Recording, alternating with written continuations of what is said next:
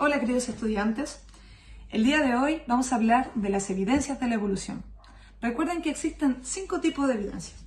La primera, que es la paleontológica, la segunda, que es la anatómica, la tercera, que es la biogeográfica, la cuarta, que en este caso sería de embriología, y la quinta, que es molecular. Y ahora vamos a revisar cada una de ellas. Voy a partir con la primera, que es la evidencia paleontológica. Como ustedes pueden ver acá, esta ciencia estudia el registro fósil de individuos, tanto animales como vegetales, que existieron previamente. Recuerden también que lo que se hace acá es una investigación en laboratorio para datar, ¿cierto?, a través de la acción del carbono 14, ver cuán antiguo es un fósil. Existen fósiles muy antiguos, como por ejemplo los trilobites, que actualmente no se asemejan a ninguno de los individuos que ustedes pueden conocer.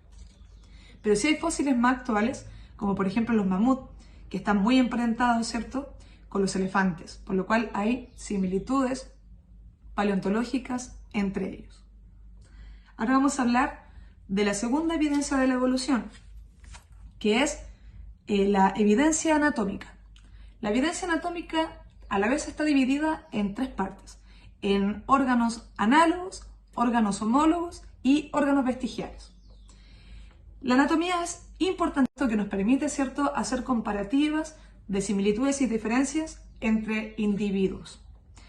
Por un lado vamos a tener a la evidencia o a los órganos análogos, que van a ser aquellos, ¿cierto?, que van a presentar en el órgano una misma función, pero el origen embrionario va a ser diferente.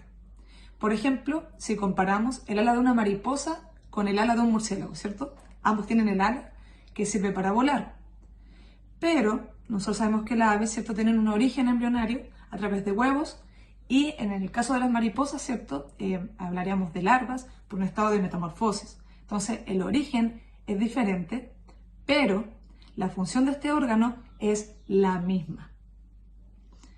Por otro lado, en segundo lugar, encontramos los órganos homólogos, que van a ser aquellos como los que se presenta acá. Si ustedes pueden ver, ¿cierto?, un humano, un delfín, un murciélago y un pelícano, en sus extremidades presentan la misma cantidad de huesos, si ustedes pueden ver, pero lo que se realiza en la función es bastante diferente. Si ustedes se fijan, miren, tienen la misma cantidad de huesos, pero esa extremidad son con finalidades diferentes. Fíjense que en el caso de la ballena o el delfín es para nadar. En el caso de las aves, ¿cierto?, a pesar que tienen la misma cantidad de huesos, ese órgano va a servir para volar.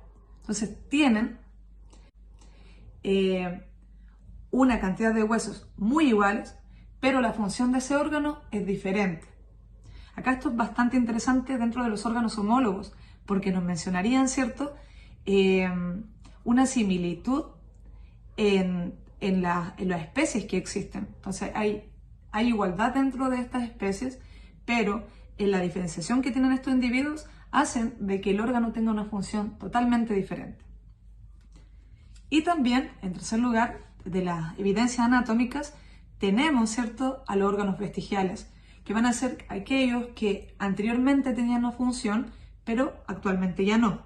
Por ejemplo, en el humano, ¿cierto?, la existencia del apéndice. Antes tenía una función de digestión de las carnes, pero a medida, ¿cierto?, de que fue evolucionando el hombre, porque recuerden que antes la mayor parte de esa dieta era carnívora, ha ido modificándose, ¿cierto?, para generar variables de alimentación vegetativa, por lo cual ya se perdió la función de ese órgano y pasó a ser un órgano vestigial.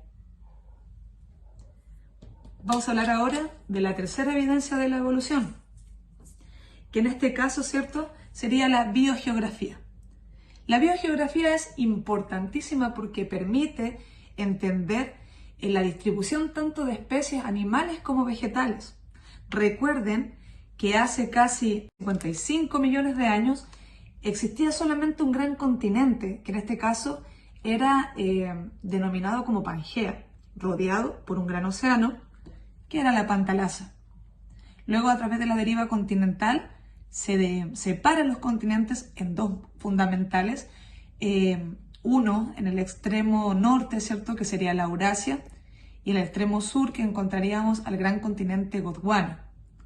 Y a medida, ¿cierto?, que fueron avanzando los años, se pudo derivar, ¿cierto?, y repartir este gran continente en los 5 que conocemos actualmente.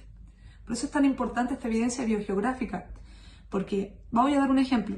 Muchas veces, ¿cierto?, se piensa de que los camellos tienen un origen, uno lo asocia directamente a Egipto, pero en realidad el origen de los camellos es de Norteamérica. Y esto se debió a esta deriva continental. Continuando con las evidencias de la evolución, vamos a hablar ahora de la embriología.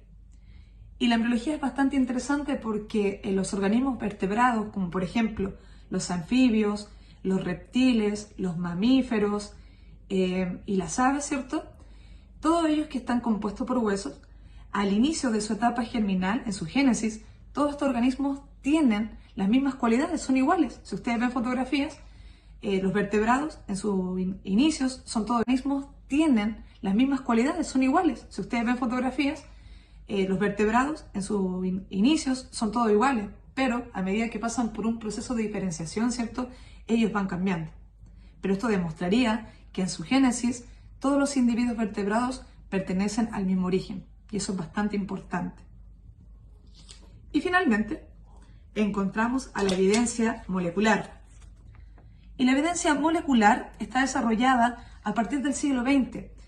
Y del siglo XX, puesto que desde ahí, ¿cierto?, hace un descubrimiento relacionado a lo que es la microscopía.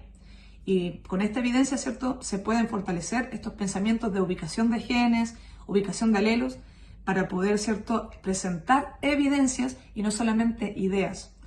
Y acá en las evidencias moleculares hay muchas similitudes, ¿cierto?, entre los individuos, por lo cual, si nosotros comparáramos nuestra secuencia con la de un ratón, habría muchas similitudes.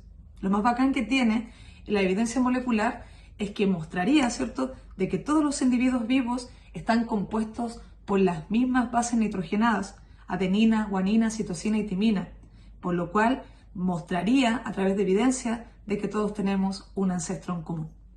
Espero, queridos niños, de que este videito haya contribuido en su aprendizaje y muchas gracias. Que estén muy bien.